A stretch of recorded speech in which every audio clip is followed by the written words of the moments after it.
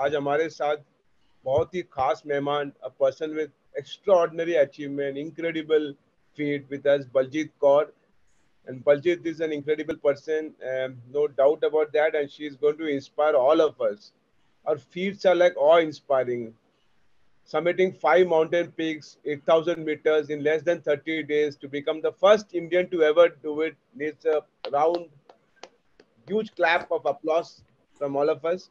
So Baljit, Imanshu and myself are extremely grateful and all of us are सफलता बहुत बेचैनी से आपका इंतजार, जैसे हमको मालूम, जैसे आपने बोला हाँ मैं सेशन के लिए आऊंगा, तो we were all so excited.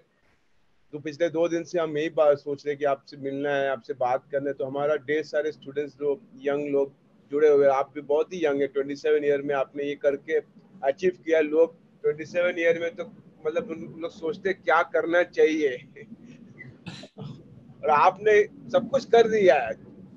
जो लोग रिटायर का बात भी सोचते हैं वो तो आपने 27 साल में कर दिया।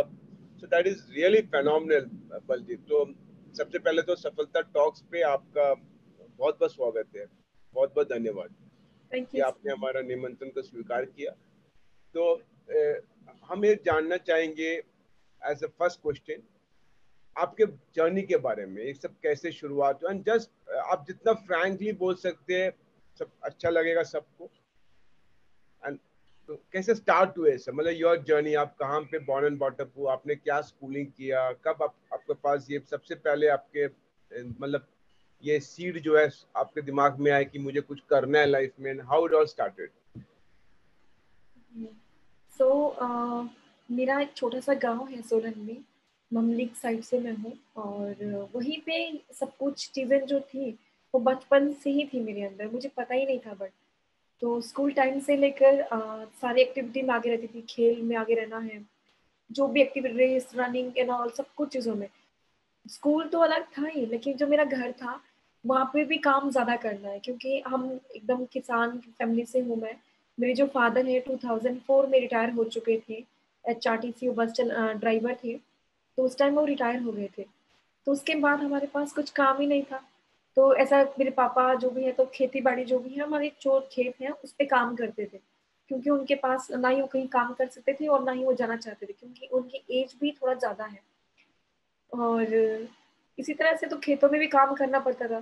तो खेतों में जब हम काम करते थे तो भी हमारे कंपटीशन होता था।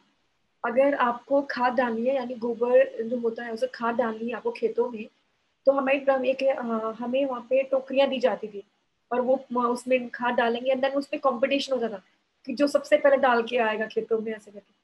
तो ये नॉर्मल है बच्चों के लिए, हम गाँव वाले बच्चों के लिए, जो कोई हिमाचल से होगा या फिर कहीं से गाँव से होगा, उनके लिए पता होगा कि उनके पेरेंट्स को मैनिपुलेट करने के लिए, ताकि काम भी हो जाए एंड बच्चा भी खुश हो जाए। तो मेरे पापा हर बार हमें ऐसे ही करते थे कि वो मोटिवेट भी करते कि आप जाओ, ऐसे जल्दी जल्दी काम करो, ये सब। तो ये सब कुछ पहले बचपन से चल रहा था। एंड फिर कॉलेज, स्कूल टाइम में मैंने बहुत सारे कंपटीशन में पार्टिसिपेट किया, पेंटिंग कंपटीशन, डेक्लामेशन एंड स्पीच जो देना था, फिर स्लोगन राइटिंग या फिर स्लोगन बोलने हैं, एंड बहुत सारे चीज़ें, एक्टिविटी इन्वॉल्व हो चुकी थी मेरी लाइफ में। तो मुझे कुछ एक ऐसी चीज़ चाहिए थी कि जिसे मैं एक बार, मुझे बस एक पुश चाहिए था कि कोई एक नया मुझे रास्ता मिले जहाँ पे मुझे लोगों का सपोर्ट मिले एंड मुझे एक प्रोफेशनल ट्रेनिंग मिले। तो मैं kho kho, kabaddi, volleyball, basketball, handball, football, ये सब कुछ, मतलब ऐसी कोई गेम नहीं छोड़ी थी अपने स्कूल में कि जो मेरे स्कूल में हो और मैं पार्टिसिपेट ना करूँ। तो बट ऑब्वियसली गांव का स्कूल है, तो गांव के स्कूल में इतने अच्छे कोच नहीं होते, बट ठीक है, अभी आ रहे हैं, अभी बदलाव हो रहा है और वो अच्छी बात भी है। तो इतने अच्छे कोच नहीं थे कि हमें और आगे तक मुझे मौका मिले, तो स्टेट लेवल तक या खुद अपने बलबूते पे मैं खेलती रहती थी जितना मुझसे होता था। तो मेरे फादर मुझे हमेशा रनिंग के लिए उठाते थे मॉर्निंग में कि उठो, जाओ, रनिंग करो और व्यायाम करो, वर्जिश करो, वर्कआउट करो, ताकि तुम फिट रहो। इसलिए नहीं कोई कंपटीशन मुझे लड़ना था, नहीं, इसलिए ताकि मैं फिट रहूं। तो ये मेरे पापा मुझ में सिर्फ मुझे वो एक हैबिट के रूप में देख रहे कि तू उसे हैबिट बना और उस आगे बढ़, इस तरह से। तो मुझे पता नहीं चला वो हैबिट इतनी स्ट्रांग होगी कि मैं वर्कआउट के बिना रह ही नहीं सकती। अभी तक बिल्कुल भी नहीं है सर। जब तक वर्कआउट नहीं होगा तब तक चीज़ें नहीं आगे चलेंगी। तो ऐसा था। तो फिर धीरे धीरे ये चला। स्कूल तक सब कुछ ठीक था। स्कूल तक ठीक है, जो भी अपने गांव, क्योंकि गांव में थे, अपने पेरेंट्स के पास थे, तो जो भी चीजें कमी कुछ भी आती तो अपने पेरेंट्स को शेयर कर देते या फिर कुछ ना कुछ सॉल्यूशन निकल जाता। लेकिन जब मैंने कॉलेज ज्वाइन किया तो ज़्यादा प्रॉब्लम आई, क्योंकि कॉलेज ज्वाइन करने में दिक्कत ये था कि मेरा जो कॉलेज है काफ़ी दूर था मेरे स्कूल घर से। तो फिर मुझे अप डाउन करने में थोड़ा प्रॉब्लम था, और फिर अप डाउन अगर मैं रोज करती भी हूँ तो मुझे हर रोज 60 रुपए पे करने पड़ते थे एक साइड के। तो यानी अगर दोनों साइड आती है तो मुझे 120 रुपीज पे करना पड़ रहा है। एंड 120 अगर आप इक्वल 30 करें तो वो तो आपका हजारों में जा रहा है। तो इतना पैसा मेरे पास नहीं है, क्योंकि अगेन फाइनेंशियली की स्थिति इतनी अच्छी नहीं थी।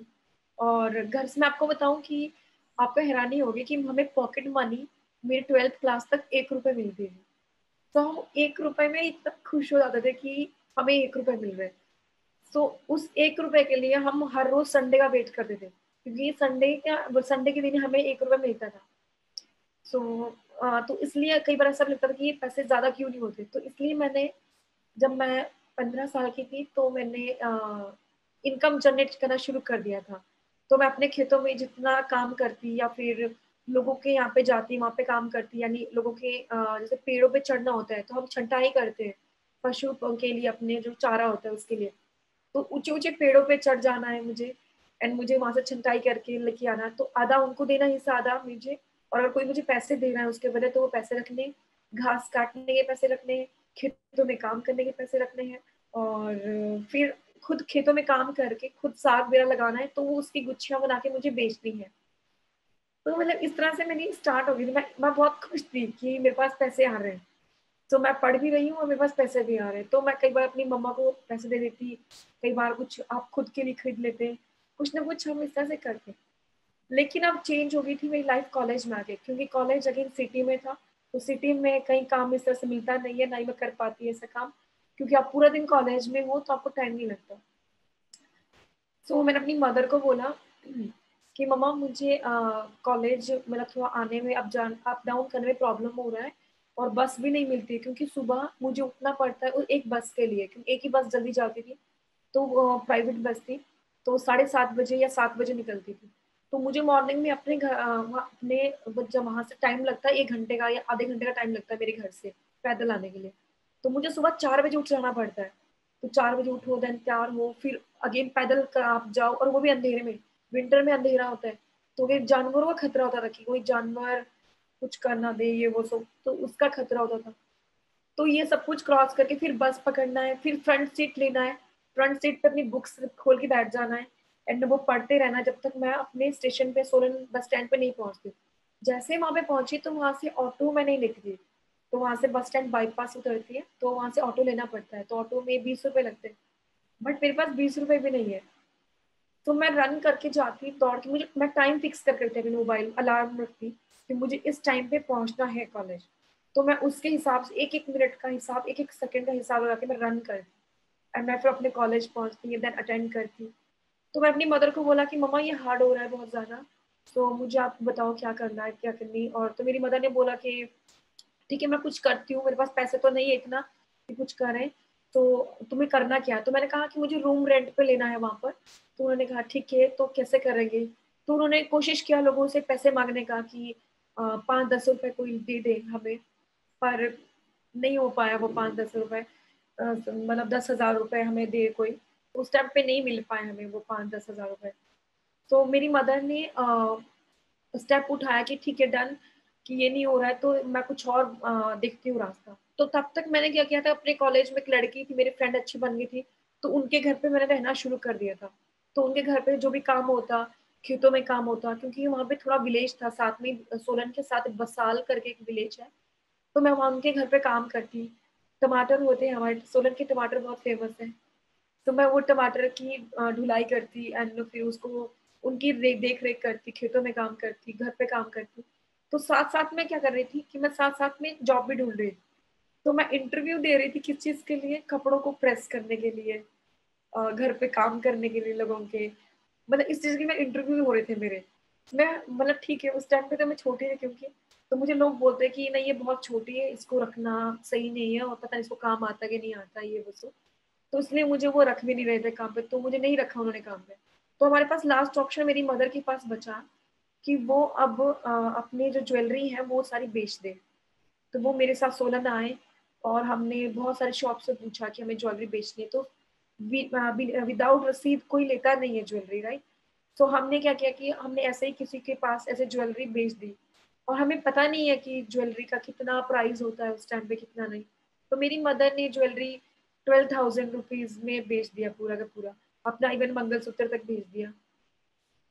तो मतलब उनके पास सिर्फ एक चेन रही थी, वो भी उसमें भी शायद लोग पता नहीं वो कैसी चेन थी। मेरी मम्मा को डाउट था कि उसमें पता नहीं कहीं पीतल कुछ और मिक्स तो नहीं है, पता नहीं प्योर सोना है कि नहीं है। तो उनको इस तरह का था, तो इसलिए उन्होंने वो नहीं बेची, उन्होंने अपने पास रखी। बाकी सब कुछ जितना भी था, जितना भी गोल्ड था, हमने सब बेच दिया था।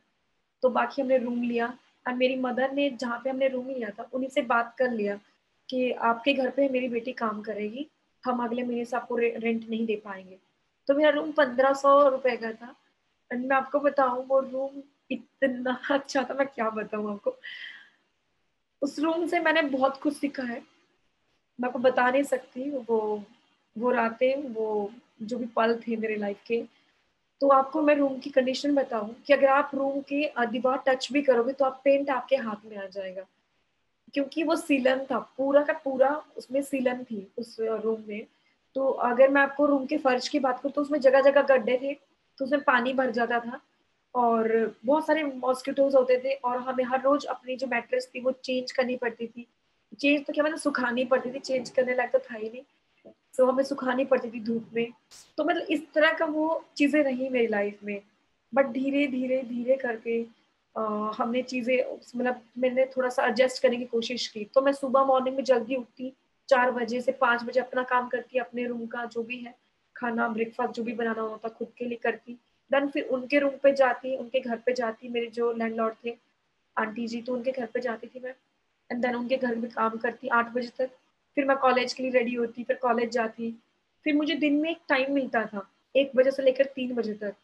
तो उसमें मैं हैंडीकैप जो बच्चे होते हैं, स्पेशल जो बच्चे होते हैं, उनको डांस सिखाने जाती, क्योंकि मैं वो करना चाहती थी। वहां से मैं कुछ भी पैसे नहीं कमा रही थी, कुछ नहीं कर रही थी, लेकिन एक विश था कि मुझे उन लोगों के हेल्प करना है जिसका मैं कर सकती हूँ और जिनको मेरी नीड है। तो उनको एक डांस टीचर की जरूरत थी, तो मैंने उनको ज्वाइन किया और उनको डांस सिखाया। और वो पल मेरी लाइफ के सबसे खूबसूरत पल में से एक था। मतलब मैं वो पल कभी नहीं भूल सकती, क्योंकि कभी मुझे मार्केट में मिलते, वो बोल नहीं सकते, वो सुन भी नहीं सकते, लेकिन वो मुझे दूर से पहचान लेते हैं, देन मुझे बिना सोचे समझे वो हक करते। तो मुझे इतना अच्छा फील होता, मुझे एक अपनापन महसूस होता उस अनजान शहर में, क्योंकि कोई मुझे जानता नहीं था, और मेरे इतने अच्छे दोस्त भी नहीं थे कुछ ज्यादा कि बहुत ज्यादा अच्छे दोस्त हो। तो मेरे सिर्फ एक दोस्त थी। तो इस तरह से सबको लाइफ चल रही थी। देन फिर मुझे शाम को 4 बजे से लेकर 5 बजे मैं एनसीसी ज्वाइन किया था अपने कॉलेज में, तो मुझे क्लास लगाना पड़ता।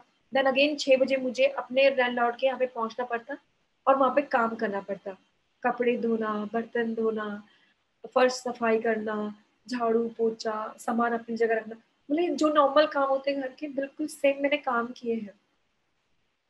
तो मुझे कोई प्रॉब्लम नहीं आया। सो मेरी लाइफ इसी तरह स्टार्ट हुई। एनसीसी ने मुझे मौका दिया फर्स्ट टाइम माउंटेनियरिंग से इंट्रोड्यूस होने का। सो मैं फर्स्ट टाइम माउंटेनियरिंग से इंट्रोड्यूस हुई जस्ट बिकॉज ऑफ एनसीसी।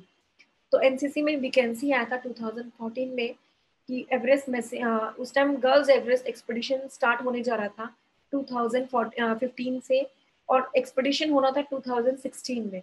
तो उसके लिए सिलेक्शन होना था। तो अगेन मैं अंडर वेट थी, मैं बहुत कमज़ोर थी, और 42 मेरा वेट, 42 43 के अराउंड मेरा वेट था। तो मेरा सिलेक्शन इसलिए नहीं किया क्योंकि मैं, उन्होंने बोला कि तुम बहुत कमज़ोर हो और वहाँ पे बहुत सारा वेट उठाना पड़ता है। तो मैं अपने सीनियर से कहा कि कोई बात नहीं, 2 वैकेंसी आई है, प्लीज़ आप उसमें एक में डाल दीजिए मेरा नाम। तो उन्हें बोला कि नहीं, हम रिस्क नहीं ले सकते, बड़ी मुश्किल से हमारे कॉलेज के लिए वैकेंसी आई है, और सॉरी। तो हम ये काम करेंगे कि आपका हम रिजर्व में डाल लेते हैं, अगर कुछ हुआ, अगर कोई क्विट करता है या गिव अप करता है तो हम आपको भेज देंगे। पर उस दिन से ही मुझे ऐसा था कि यहाँ पे उम्मीद मेरे मन में थी कि कुछ तो होने वाला है, एंड ये मेरे लिए होगा, और मुझे ये करना है, और मुझे कुछ भी हो उसके लिए मेहनत करनी है। तो एक कॉन्फिडेंस था कि मेरा सिलेक्शन पक्का है, बलजीत तू बस कोशिश कर, कुछ नहीं होगा, तुझे बस कोशिश कर, तू बाकी जो होगा देखा जाएगा, तू कर कोशिश। तो मैं मॉर्निंग में मैं 4 या अब मैं 4 बज के 10 बजाय 3 बजे उठना स्टार्ट कर दिया। अरे वहाँ पे एक ठोडो ग्राउंड है, सो मैं मॉर्निंग में 3 बजे उठ के वहाँ से निकल जाती एंड ठोडो ग्राउंड जाती एंड मुझे लेट हो जाता कई बार, मतलब 6 बजे मैं पहुँच पाती रूम पे अपने।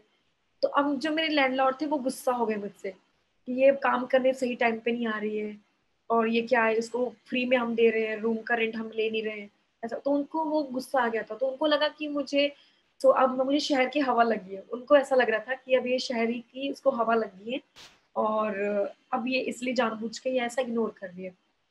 तो उन्होंने अब मुझे मतलब ऐसा तंग करना शुरू कर दिया रेंट के लिए कि तुम आ भी नहीं रहे हो काम पे, रेंट दे दो, ये कर दो।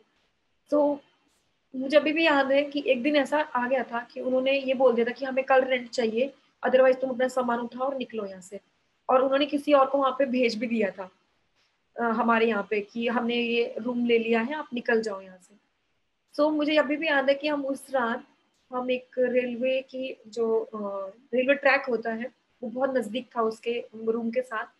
तो हम वहाँ पे पूरी रात हमने वहाँ पे बिताई है, मतलब क्योंकि उस दिन वो लैंडलॉर्ड जो थे वो हमारा वेट कर रहे थे कि कभी ये लड़कियां आएंगी और उनको मैं रातों रात निकाल दूंगी। तो वो इसलिए हमारा वेट कर रहे थे और हम वेट कर रहे थे कब वो सो जाए, देन हम एंटर कर रहे हैं अपने रूम में।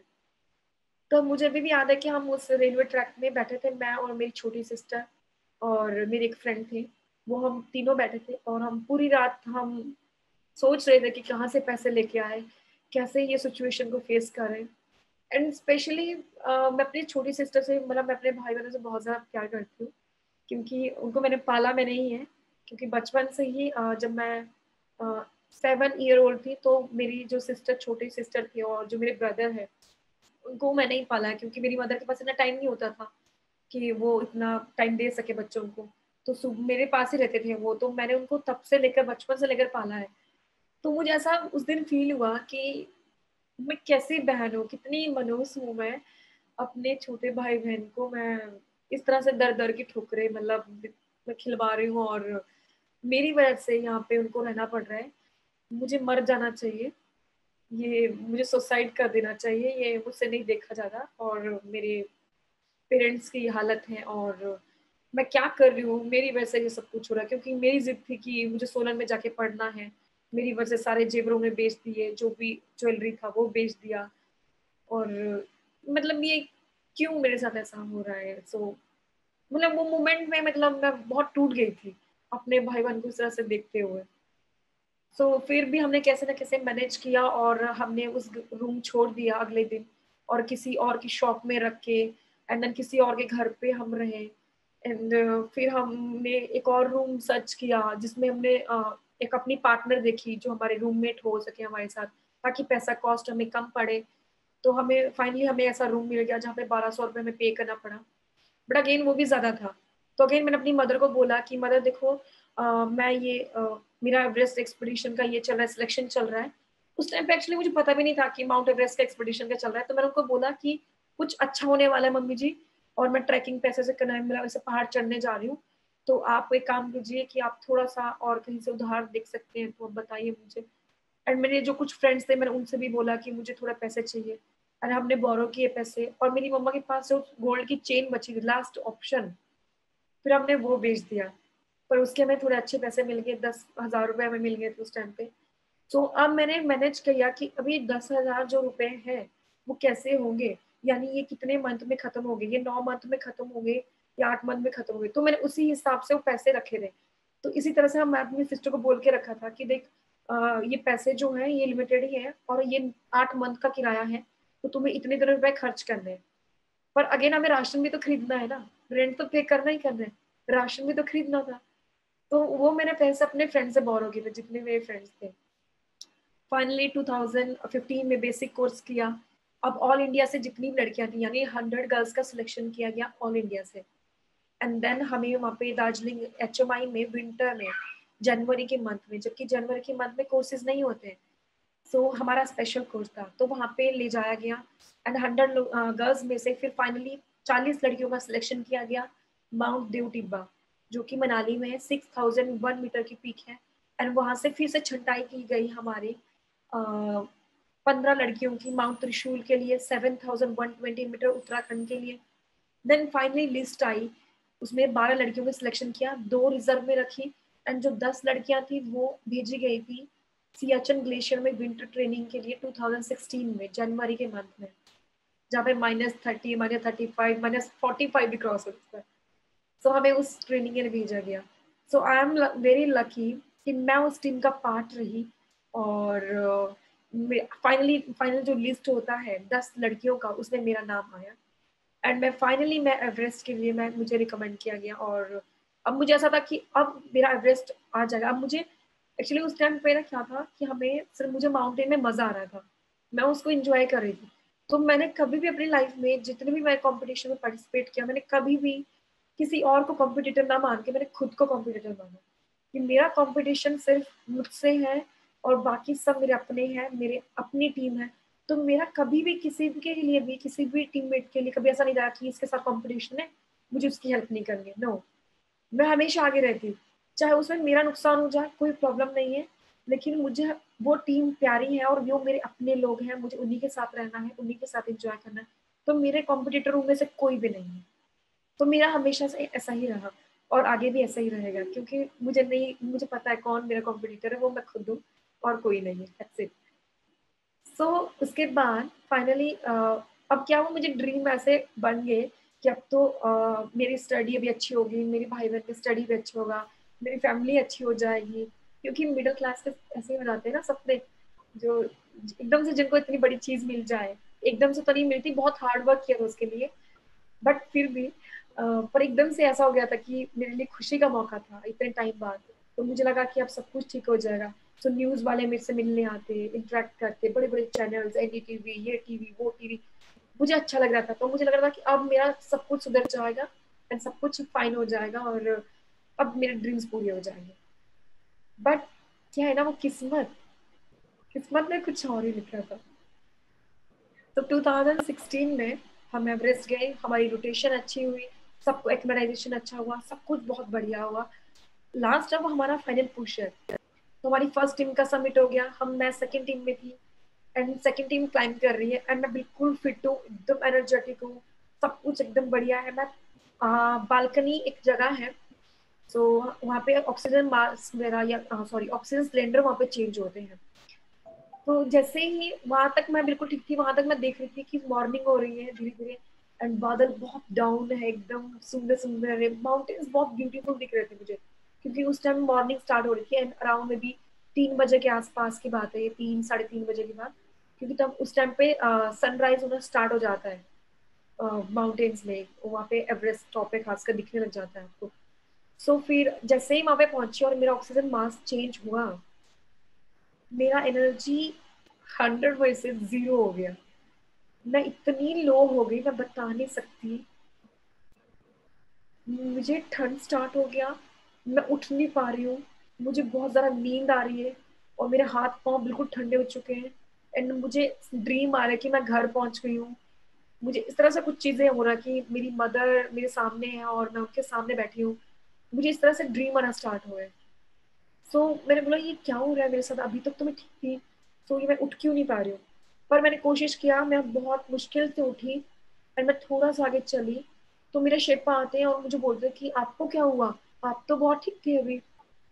तो मैंने नेपाली में बोला कि मलाई थाचे ना, मुझे पता नहीं है, एंड मैंने पहली बार ये बोला, तो उन्होंने बोला तुम्हें ऑक्सीजन आ रहा है। तो दूसरी बार से मुझे वर्ड ही नहीं निकला, मैंने सिर्फ हाथ किया बड़ी मुश्किल से ऐसे करके एंड फिर उन्होंने मुझे पूछा कि अरे इधर लाओ मेरे पास ऑक्सीजन। तो उन्होंने ऑक्सीजन मास्क चेक किया, तो उन्होंने बोला यार तुम्हें तो ऑक्सीजन नहीं आ रहा। जैसे ही उन्होंने मेरा बैग निकाला ऑक्सीजन मास्क ठीक करने के लिए, वो निकाल रहे थे, उन्होंने बोला कि बैग उतारो। तो जैसे ही मैंने बैग निकाला, मैं लेफ्ट साइड गिर गई, मैं पूरा बर्फ में गिर गई एंड मेरी नींद 10 मिनट बाद खुलेगी, 5-10 मिनट बाद। मैंने देखा मेरा पूरा का पूरा लेफ्ट साइड फ्रीज हो चुका है एंड वो मूव नहीं कर रहा है, मेरे हाथ मूव नहीं कर रहे, मेरे पाँव मूव नहीं कर रहे हैं एंड अगर मैं हिलाने की कोशिश कर रही हूँ, अगर मैं इस तरह से मुट्ठी बनाने की, पंच बनाने की कोशिश कर रही हूँ, तो वो मुझे पेन हो रहा है बहुत ज्यादा। अब मैं बहुत ज्यादा डर गई, क्योंकि अब ये सिम्टम ही ऐसा था कि ये वाला जो स्टेज था, अब मुझे पता लग गया कि मैं हाई एल्टीट्यूड सिकनेस का मुझे शिकार होने वाली हूँ मैं, और मैं ज्यादा देर तक सर्वाइव नहीं करने वाली हूँ विदाउट ऑक्सीजन। और अब जो ये हाथ मेरे नहीं मुड़ रहे, अगर मैंने इसी तरह से रखे तो मुझे फ्रॉस्ट बाइट हो जाएगा, मुझे मेरे हाथ काटने पड़ेंगे, मेरे हाथ पाँव कट जाएंगे। सो मैं मरना नहीं चाहती।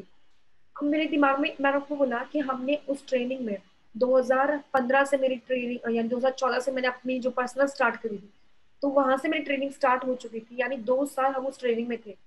तो हमें इतना ट्रेन किया गया था, हमें इतना ट्रेन किया गया था कि अगर हमारा शेरपा भी हमें कोई छोड़ जाए तो भी हम मतलब घिसी घिस के या फिर इस तरह से ड्रैग मतलब करके करके नीचे पहुंच जाए सेफ जगह।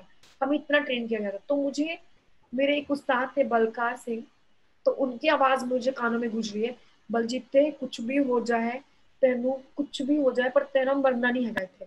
मैं पंजाबी थे, तो मेरे को वही आवाज मुझे सुनाई दे रही थी अपने कान में कि बलजीत ते कुछ भी हो जाए, गिव अप नहीं करना, गिव अप नहीं करना। तो मैंने वहीं पे कदम ताल शुरू कर दिया, अपने हाथ पांव हिलाना शुरू कर दिया। एंड मेरी आंखें नहीं खुल रही है, मैं कोशिश अपनी आंखों को इस तरह से कर रही हूँ अपने ग्लव्स के साथ कि खुल जाए वो आंखें मेरी। मुझे नींद आ रही है क्योंकि बहुत ज्यादा। तो मैंने अपने शेरपा को देखा, मेरे शेरपा जो है वो ऑक्सीजन मास्क ठीक कर रहे थे, तो उन्होंने पूरा पानी डाल दिया गर्म, वो पूरा का पूरा फ्रीज हो गया मेरा ऑक्सीजन मास्क। तो वो ठीक ही नहीं हो सकता। तो मेरे शेरपा आए, उन्होंने मुझसे पूछा कि आपको ऊपर जाना है या नीचे। तो आई सेड भी ऊपर जाना है। तो बोला ऊपर जाओगे तो मर जाओगे, और चुपचाप नीचे चलो, और यहाँ पहाड़ यही है, दोबारा आना। तो वो डिसीजन लेना, क्योंकि अब आपके सपने टूट रहे हैं, अब आपको पीछे हटना है तो वहां से और 300 मीटर रहा है वहां से आगे सबमिट आपका।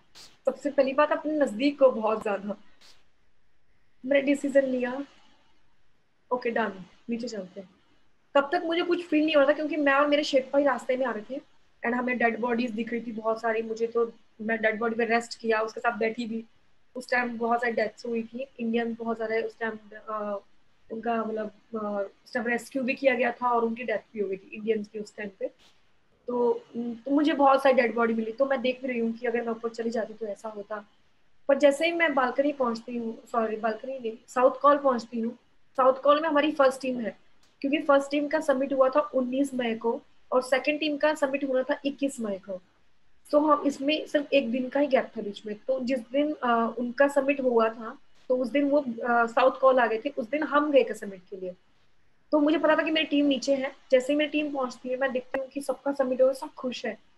और अगर मैं बताना भी चाहती हूँ तो कोई मुझे सुनना नहीं चाहता उस टाइम पे, क्योंकि सबका सबमिट हो गया है ना।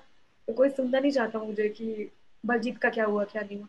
उन्होंने मुझे सुना नहीं, और मैं उनको बताना चाहती थी कि सुनो मेरी बात सुनो, मेरा सबमिट नहीं हुआ है यार, मुझे अंदर से पेन हो रहा है, मैं टूट गई हूँ अंदर से, मेरी बात सुनो। तो उस टाइम पे सब अपना बिजी थे, तो मैं भी उनके साथ मगन हो गई। तो मुझे अभी भी याद है कि हम लोटसे फेस, जैसे लोटसे एंड एवरेस्ट साथ में ही है। तो जब आप क्लाइंब करते हो आपको लोटसे से जाना पड़ता है, लोटसे पीक से, देन आप एवरेस्ट चढ़ते हो। तो हम लोटसे से मैं निकल रही थी, एंड हमने स्नो गॉगल हमने डाले थे। तो मुझे भी याद है कि मैं स्माइल ऐसे कर रही थी, लेकिन मेरे आंसू बह रहे थे, कंटिन्यूसली बह रहे थे, और मैं रोक नहीं पा रही थी। मैं कोशिश कर रही रुके, बट वो रुक नहीं रहे थे। एंड आपके जो स्की गॉगल्स होते हैं या स्नो गॉगल्स होते हैं जो होते हैं, तो वहाँ पे स्पंज होते हैं यहाँ पे। तो वो सारे जो जितने भी आंसू थे वो स्पंज सोख रहे थे मेरे, तो नीचे वो आ भी नहीं रहे थे। तो मतलब उस दिन मैंने एवरेस्ट को अगेन मैंने मुड़ के देखा, वो आंखें गीली आंखों से, एकदम नम आंखों से। और मैंने एक ही बात बोली कि आज रोक लिया, कोई बात नहीं, 2020 के बाद आऊंगी, फिर रोक के दिखाना।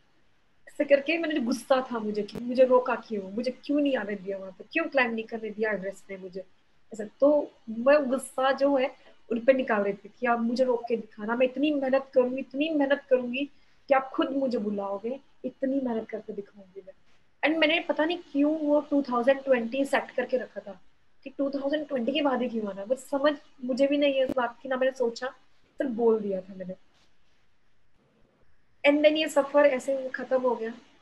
एंड काफी टाइम तक मैं इसी के अंदर रही, कम से कम 1 साल तक मैं ये सोचती रही कि मेरा सब क्यों नहीं हुआ, एंड मुझे मौका कब मिलेगा, कब मुझे स्पॉन्सर्स मिलेंगे, कौन मुझे स्पॉन्सर करेगा, और कौन मेरी जो ये स्टोरी है, जो एक असफलता की स्टोरी है, ये कौन इसके लिए मुझे पैसे देगा दोबारा क्लाइंब करने के लिए एवरेस्ट। क्योंकि एवरेस्ट क्लाइंब के लिए आपको कम से कम 30 से 35 लाख रुपए चाहिए, कौन इतना पे करेगा मुझे।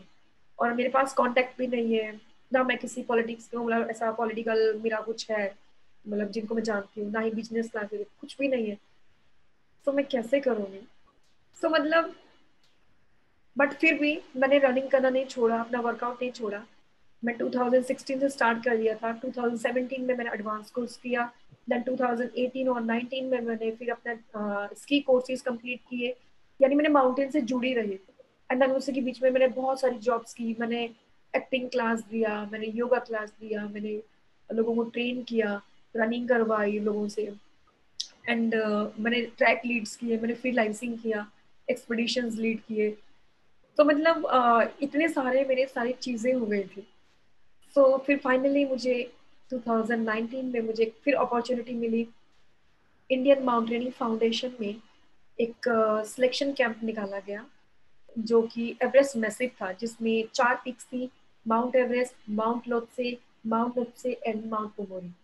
सो इसमें अगेन पूरे इंडिया से बहुत सारी अप्लीकेशन भेजी गई।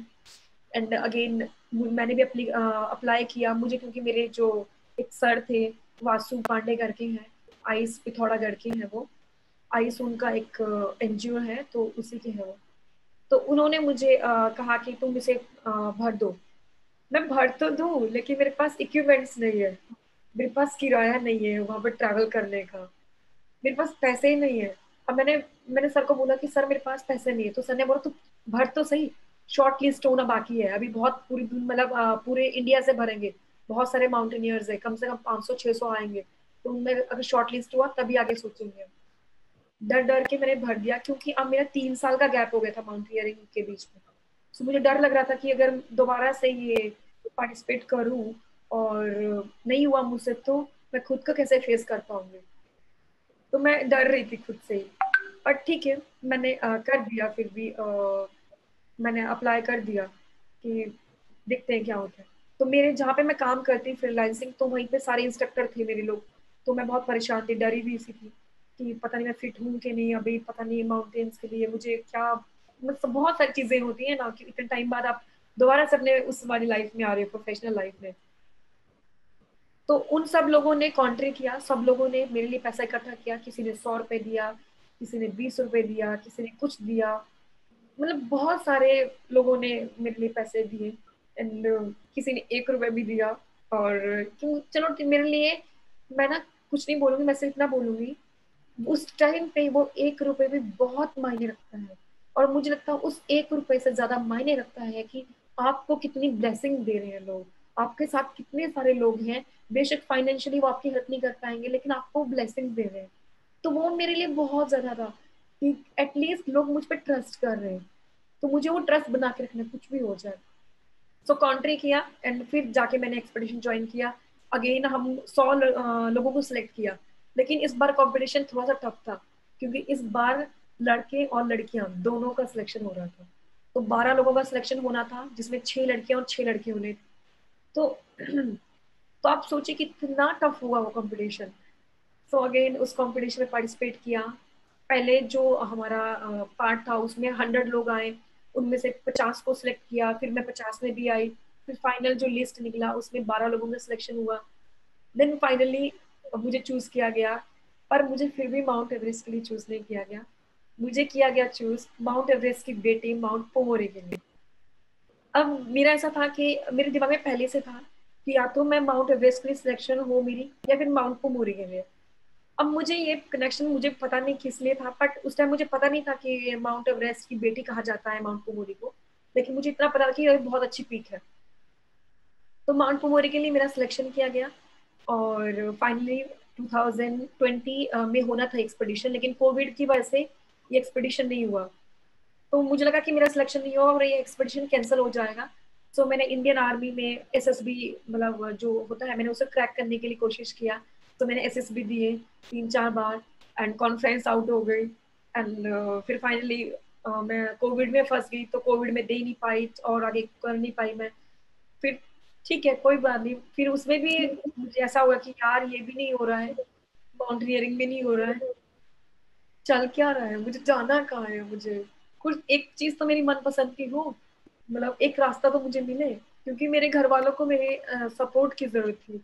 बट ऐसा नहीं था कि मैं कमा नहीं रही थी, मैं साथ में योगा सिखा रही थी लोगों को, मैं उनको फिटनेस ट्रेनिंग दे रही थी। तो मेरे पास बहुत सारे क्लाइंट्स थे, मतलब आउट ऑफ इंडिया भी थे, फॉरनर्स थे और इंडियन भी थे, तो मैं उन लोगों को कोच करती। तो मेरा मॉर्निंग अगेन मैं 3 बजे उठ जाती, एंड 3 से लेकर 10 बजे तक सुबह के ये पीरियड ऐसा था कि मैं एक बार भी अपने मोबाइल के पास से नहीं हिलती, क्योंकि मेरे पास लैपटॉप नहीं है। तो अपने मोबाइल से मैं उनको देती थी ऑनलाइन क्लासेस जूम पे ही। तो मैं 1 भी मिनट के लिए मैं वहां से हिलती नहीं, क्योंकि कंटिन्यू क्लासेस थी मेरी। 3 से 4 बजे इनकी क्लास होगी, 4 से 5 इनकी, 5 से 6 ये सच, एक एक घंटे की सबकी क्लासेस। तो मैं एक बार के लिए भी मूव नहीं करती। तो सारी चीजें मेरे सामने होती, गर्म पानी ये वो सब कुछ मेरे। और आप सोचिए, मैं मनाली में हूँ और टेम्परेचर बाहर -7 भी चल रहा है, -11 भी चल रहा है विंटर में, एंड मुझे इतनी जल्दी उठना पड़ रहा है सुबह, देन मैं क्लासेस दे रही हूँ। तो मतलब अब उसके बीच में मेरे पास जैसे 10 बजे फ्री होंगी, तो मैं फटाफट शूज पहनती एंड मैं रन करने निकल जाती। देन 12 बजे रूम पे आती, देन मैं लंच बनाती, मैं ब्रेकफास्ट भी नहीं करती, सीधा लंच ही बनाती। लंच खाती, फिर उसके बाद थोड़ा 2 घंटे रेस्ट करती, फिर 4 बजे फिर रन करने चले जाती, तो इस तरह सोलांग वैली की साइड में। एंड देन अकेली, कोई मेरे साथ नहीं है, कोई टीम नहीं है, कोई मोटिवेटर नहीं, मोटिवेशन में कोई ऐसा मतलब मोटिवेट करने वाला नहीं है, ना ही कोई कोच है, कुछ भी नहीं है, जस्ट अकेले अपने ही इसमें चले जा रही हूँ। देन 2021 में माउंट कुमोरी क्लाइम किया, फाइनली सिलेक्शन लिस्ट आ गया, क्लाइम किया और फर्स्ट इंडियन वुमेन का मुझे किताब मिला। मैं और मेरी जो पार्टनर है गुणबाला शर्मा और राजस्थान से, हम दोनों फर्स्ट इंडियन वुमेन बने। देन उसके बाद मैंने इंडिया वापस आके मैंने छोड़ दिया कोच करना लोगों को। अब मुझे ऐसा था कि ये मौका दोबारा मुझे मिला है और ये मुझे गंवाना नहीं है, और मुझे दोबारा स्टार्ट करना होगा और अकेले शुरू करना होगा, बेशक कुछ भी हो जाए, पर मुझे अकेले शुरू करना होगा। देन मैंने माउंट कून के लिए अप्लाई किया, कि माउंट कून के लिए मैंने फिर अगेन स्पॉन्सर अरेंज किए और माउंट कून क्लाइम किया लद्दाख में, 7,000 पीक है। देन उसके बाद माउंट धौलागिरी मेरे दिमाग में आया। अब माउंट धौलागिरी 8,000 पीक है। अब मेरे लिए ये थोड़ा हार्ड हो गया, क्योंकि 8,000 मीटर पीक यानी एवरेस्ट में ऑलरेडी मैंने वो एक फेस कर चुकी थी, एक वो धक्का में फेस कर चुकी थी, जहाँ पे मैं मतलब इतना लो फेल कर चुकी थी कि अब मैं दोबारा फेस नहीं करना चाहती थी, कि सबमिट ना हो, वो चीज ना हो। तो मुझे डर लग रहा था धौलागिरी क्लाइंब करने के लिए। तो मुझे कॉन्फिडेंस चाहिए था, क्योंकि मुझे पता था कि मेरा नेक्स्ट ईयर का मेरा जो प्रोजेक्ट है वो बहुत बड़ा है, और मुझे बैक टू बैक उस टाइम पे मेरा दिमाग में ये था कि मैं 4-8,000 ही क्लाइंब करने हैं बैक टू बैक। तो इसलिए मुझे अपना वो कॉन्फिडेंस लेके आना था 8,000 का। तो इसलिए मैंने डिसाइड किया कि मैं इस बार धौलागिरी करूंगी। अगर धौलागिरी सक्सेस रहा, तो फिर मैं आगे जाके अगला एक्सपीडिशन स्टार्ट करूंगी। तो देन मैंने अगेन ट्रेनिंग स्टार्ट कर दिया, बहुत अच्छे वाला, बहुत मतलब 21 kilometre, 20 kilometre, 15 kilometre, 18 kilometre run. कुछ नहीं है, सिर्फ कोई मैराथन नहीं दौड़ रही हूँ, सिर्फ अकेले ट्रेनिंग के लिए दौड़ रही हूँ। Strength training, core training, yoga, meditation, stretching, and sponsor अपने आप मैनेज कर रही हूँ, सब कुछ अपने आप, मीडिया अपने आप मैनेज कर रही हूँ, जो भी चीजें, मीटिंग अपने आप मैनेज कर रही हूँ, कोई मेरे साथ नहीं है उस टाइम पे, सिर्फ अकेले ही मैं ये सब कुछ मैनेज कर रही थी। सो फाइनली माउंट धौलागिरी के लिए स्पॉन्सर मिला बड़ी मुश्किल से, एंड मैंने क्लाइम किया अगेन। मुझे एक जब मेरा एक मोमेंट था जब मेरा ऑक्सीजन चेंज हुआ धौलागिरी में, तो मुझे एकदम ऐसा हुआ कि यार एक फिर से ना ऑक्सीजन वाला सीन हो जाए, और अब मुझ में हिम्मत नहीं है कि दोबारा मैं उठूं। तो मैं बहुत ज़्यादा इमोशनल हो गई थी वहां पर ज्यादा, और डर भी गई थी बहुत ज्यादा।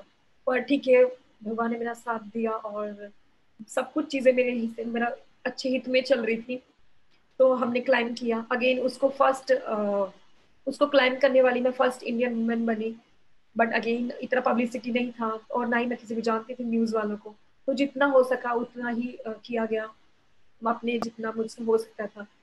देन उसके बाद अब मेरा फाइनल प्रोजेक्ट स्टार्ट होना था। अब मुझे स्पॉन्सर चाहिए कम से कम 70 to 80 लाख, सिर्फ 4 पीक्स के लिए। इतना सारा अमाउंट आएगा कहाँ से? तो मैं सोच रही हूँ, और मैंने बहुत सारे लोगों को पिच करना स्टार्ट कर दिया अपने। सोलन, वहीं सोलन में रहती थी उस टाइम पे मैं, सितंबर की बात है, बट नहीं हुआ। तो मैंने अपने जो मेरे स्पॉन्सर थे, लोकल स्पॉन्सर, उनसे बात किया। विनोद गुप्ता मेरिडियन के एक है, उनकी कंपनी है, तो उनसे मैंने बात की कि सर मुझे ये प्रोजेक्ट करना है, मैं क्या करूँ? तो सर को तो पहले ऐसे ही हो गया कि अभी तो ये एवरेस्ट के बारे में बात करी थी पहले, सिंगल सिंगल, ये इतना बड़ा प्रोजेक्ट लेके आ गई है, एवरेस्ट का अमाउंट हमसे नहीं जुट रहा था, एंड 35 लाख, एंड ये बलजीत अभी ये लेके आ गई है कम से कम 80 लाख का प्रोजेक्ट। तो उन्होंने मुझे बोला कि बलजीत मैं कोशिश करूंगा जितना मुझसे होता है, बट इतना बड़ा अमाउंट मैं नहीं कर पाऊंगा, तो और ना ही यहाँ पे कोई कर पाएगा, तुम एक काम करो, तुम गुड़गांव जाओ, जो भी लॉजिस्टिक सपोर्ट होगा वो मैं तुम्हें देता हूँ। एंड उन्होंने मुझे 1 लाख रुपए स्पॉन्सर किया, और उन्होंने मुझे बोला ये तुम्हारा ट्रेनिंग का भी है, और ये तुम्हारा जो भी खाने पीने का, जो भी डाइट का है, और तुम्हारा जो स्टे का है, सब कुछ खर्चा इसी में है, आपको इसी में करना होगा। तो उन्होंने मुझे 3 मंथ दिए, और 3 मंथ के लिए अक्टूबर से लेकर मैं वहीं पे शिफ्ट हो गई जनवरी तक। जनवरी, और फिर भी एक एक महीना और एक्सटेंड करना पड़ा हमें उसमें भी। तो मैं वहीं पे शिफ्ट हो गई, और फिर मैं स्टार्ट किया वहाँ पे अकेले, मैंने पीजी ढूंढा, अकेले मैंने वहाँ पे जिम ढूंढा, एंड फिर रनिंग ग्रुप मुझे मिला, उनको ज्वाइन किया। देन मैंने अल्ट्रा मैराथन कंप्लीट किया, पहले half marathon, then ultra marathon complete किया।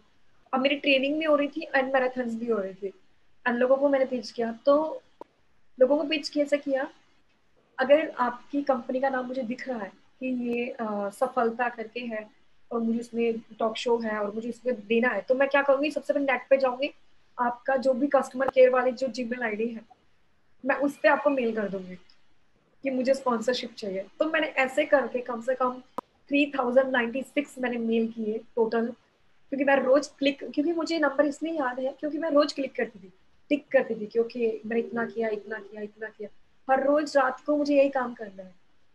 तो मॉर्निंग में अगेन मेरी मॉर्निंग ऐसी थी कि 4 बजे उठो, उसके बाद आपको रनिंग करने निकलना है, 6 बजे वापस आओगे रूम पे, देन मेडिटेशन योगा आप करोगे, स्ट्रेचिंग आप करोगे, देन ब्रेकफास्ट करोगे। देन अब जो ब्रेकफास्ट के बाद का टाइम स्टार्ट हो रहा है 4 और 6 बजे तक का, उसमें आपको क्या करना है, सब कॉर्पोरेट को आपको मेल करना है। तो अगर मुझे फैन दिख रहा है ऊपर कि फैन में कुछ लिखा, उषा का फैन लिखा है, राइट, ठीक है, तो मैं उषा सर्च करूंगी नेट पे, एंड देन उनकी जीमेल आईडी निकालूंगी, एंड देन उनको मेल कर दूंगी। सो मैं कुछ नहीं देख रही थी, सबको मेल किए जा रही हूँ मैं कंटिन्यूसली।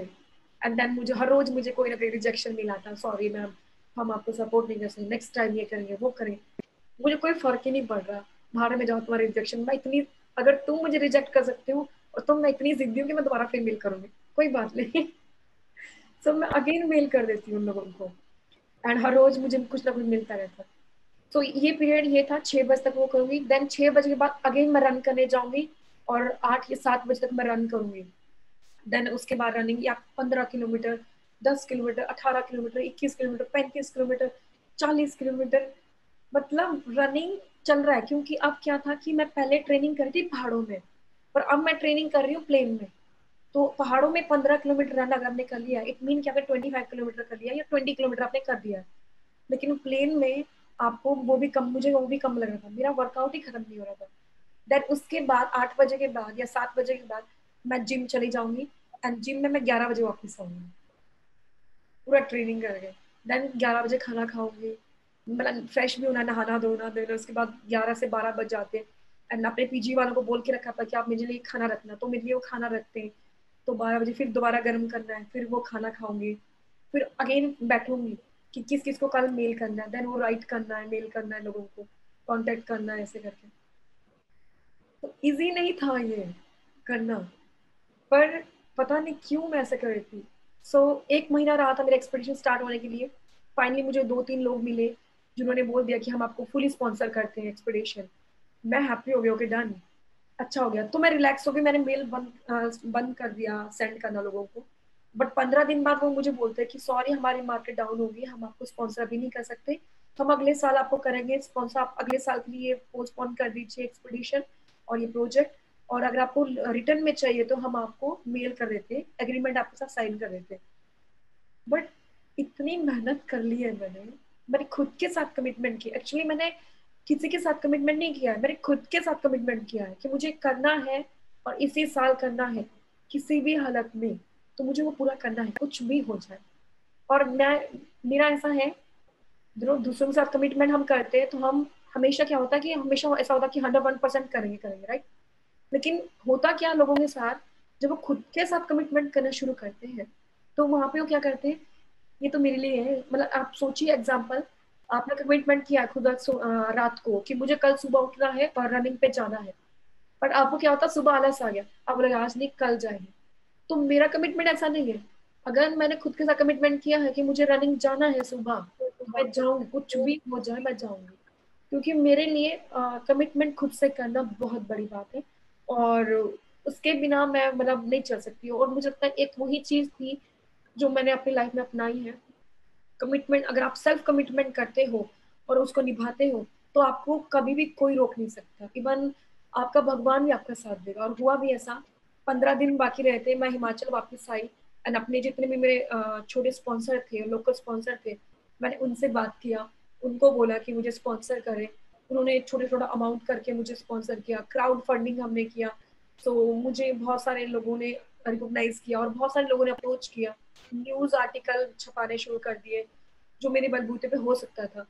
तो बाहर से भी मुझसे आना ना, मैं बाहर से कनाडा में एक मेरे वीर जी हैं, देव प्रताप सिंह, उन्होंने वहां से क्राउड फंडिंग शुरू कर दिया। और वो भी मुझे सोशल मीडिया पे मिले थे, उन्होंने मुझे अपनी सिस्टर बनाया, एंड देन उन्होंने मुझे बोला कि ठीक है हम तेरी हेल्प करेंगे। देन लोग मुझसे कनेक्ट करना शुरू करने लगे थे, एंड वो देख रहे थे कि मेरा वर्कआउट कैसा है, मेरा जुनून कैसा है उस चीज के लिए। तो लोग मेरा साथ दे रहे थे, लोगों को विश्वास हो गया था कि ये कुछ कर सकती है। तो फिर इसी तरह से हमने क्राउड फंडिंग के थ्रू, अब सिर्फ क्या था कि मेरे सिर्फ 2 ही पीक के लिए स्पॉन्सर मिले मुझे, बाकी पीक्स के लिए मुझे स्पॉन्सर नहीं मिल रहे थे। So Mount Everest and Mount Annapurna, सिर्फ मुझे इसी के लिए स्पॉन्सर मिले। बट फिर मैंने क्या किया कि माउंट अन्नपूर्णा गई, माउंट अन्नपूर्णा सबमिट किया। जैसे ही नीचे आई मैंने फटाफट स्पॉन्सर से कांटेक्ट किया, उनको बोला कि सुनिए मेरी बात, मैं एवरेस्ट भी करूंगी नो डाउट, और आपका जो भी प्रमोशन है जो भी सब कुछ करूंगी, लेकिन मुझे माउंट कंचनजंगा जाना है। आप में से कितने लोग मेरा सपोर्ट करेंगे? सब मैंने उनको पर्सनली मैसेज करके कॉल करके उनको पूछा। देन उनमें से एक ने मुझे, रॉडिक कंपनी है, उन्होंने मुझे बोला कि ठीक है हम सोचते हैं, बताते हैं आपको। तो उन्होंने बोला कि 2 दिन में बताते हैं। तो 2 दिन बाद सारी टीम जा चुकी थी कंचनजंगा के लिए, और मैं अभी वहीं हूँ, काठमांडू में ही थी मैं, और मैं वेट कर रही थी कि कोई रिस्पॉन्स आए, पर मुझे लगा कि शायद नहीं, कोई इंटरेस्ट नहीं ले रहा है।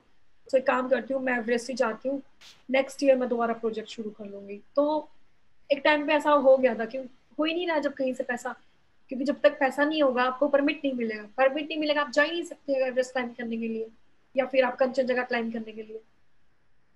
तो फिर उसके बाद मैं एवरेस्ट के लिए बिल्कुल रेडी हूँ। और कल मुझे जैसे एवरेस्ट के लिए निकलना था, तो मैं एकदम रेडी थी कि हमारा चॉपर सब कुछ बिल्कुल रेडी है कि हमें कल एवरेस्ट के लिए निकलना है। तो मैं सिर्फ स्टेटस डालने वाली थी इंस्टाग्राम पे कि now I am ready for mount Everest. But उसी टाइम मुझे मैसेज आता है और कॉल आता है, तो उसमें लिखा होता कि बलजीत हम ना we are ready to sponsor you for mount Kanchenjunga, so go for it. I said what, repeat करना होता है एक बार फिर से। तो उन्होंने बोला कि we are ready to sponsor you mount Kanchenjunga, go for it. तो देन मैं ऐसी हो गई, ये एकदम से कैसे हो गया ये, अभी तक तो था ही नहीं। और फिर मुझे डर भी लग रहा है क्योंकि विंडो ही नहीं है हमारे पास सबमिट करने के लिए। और अगर हमें विंडो मिल रहा है तो हमें 12 तारीख का विंडो मिल रहा है, और उस दिन वेदर खराब है। और उसके बाद सीधा हमें विंडो मिल रहा है 22 का, 22 मई का, जो कि सिमिलर क्लैश हो रहा है एवरेस्ट विंडो के साथ। क्योंकि एवरेस्ट का विंडो हमें उतने टाइम तक हमें लेना है। तो हमने जो आइडिया लगाया था कि हमें 22 या 21 हमें सबमिट करना है एवरेस्ट, तो क्लैश हो रहा था। अब मैं थोड़ा कंफ्यूज हो गया, मैं क्या करूं कैसे करूं। सो मेरी एजेंसी ने, जो पीक प्रमोशन एजेंसी, उन्होंने मुझे बोला कि बलजीत रिस्क मत लो, ये पैसे भी चले जाएंगे, ये एक्सपेडिशन का पैसा भी चला जाएगा, इवन तुम्हारा एवरेस्ट भी चला जाएगा। तो तुम रिस्क मत लो और एक काम करो, इस बार एवरेस्ट करो, नेक्स्ट टाइम कर लेना। मैंने कहा कि सर कुछ भी हो जाए ये मौका मुझे दोबारा नहीं मिलेगा, मैं रिस्क लूंगी, देखते हैं क्या होता है। तो मैंने रिस्क लिया, और सीधा हम फ्लाई किया वहां से, काठमांडू से कंचनजंगा बेस कैंप के लिए। लेकिन वहां पहुंचने के लिए हमें 2 दिन लग गए, हम क्योंकि स्टक हो गए थे बैड वेदर में। एंड देन फिर हम कंचनजंगा बेस कैंप पहुंचे, देन कंचनजंगा 12 तारीख को हमने सबमिट किया। और फिर उसके बाद हम एवरेस्ट गए, एवरेस्ट हमने 21 मई को हमने सबमिट किया। देन 22 मई को हमने दुख से किया। देन इसी तरह से मकालू किया।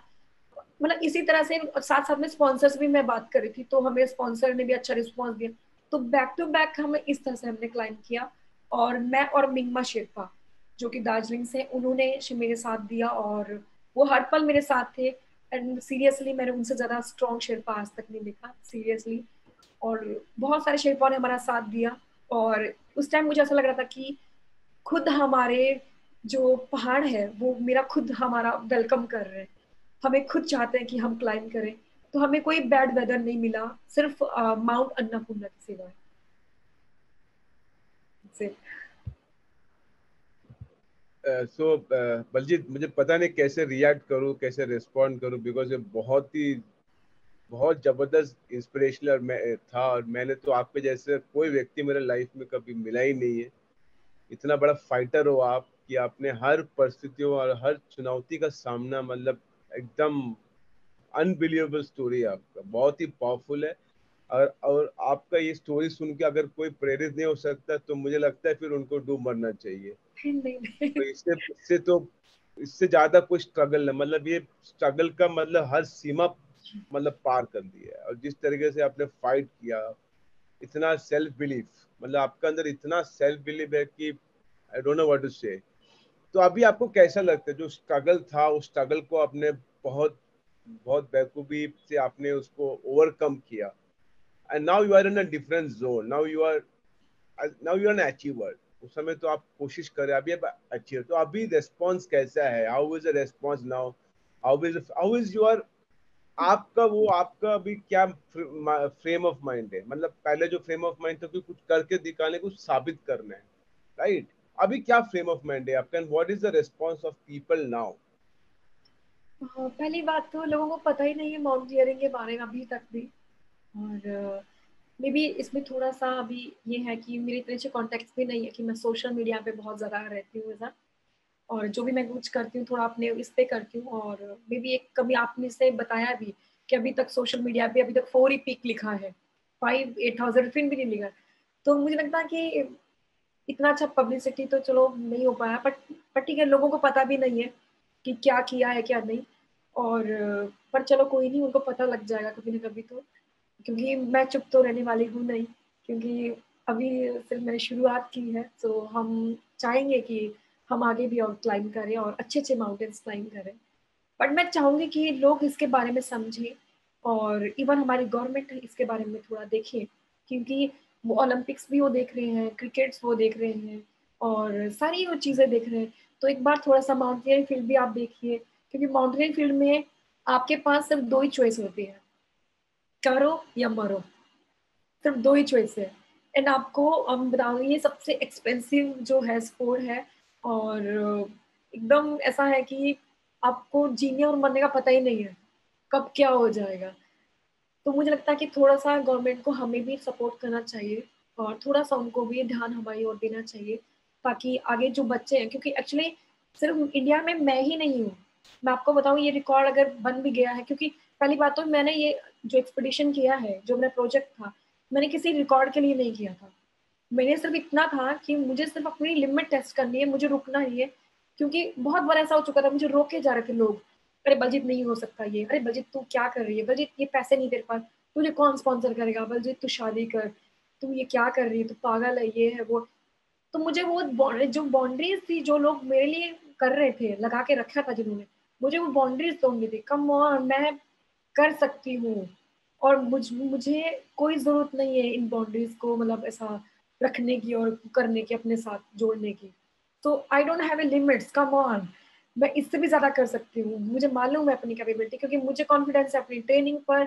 और मेरे जो गुरुजनों ने मुझे जो भी ट्रेनिंग दिया है, जो भी शिक्षा दी है, जिन्होंने भी मैंने सीखा है, मुझे उन्हें कॉन्फिडेंस है अपने उन लोगों पर जो मेरे साथ खड़े हैं हर पल के लिए।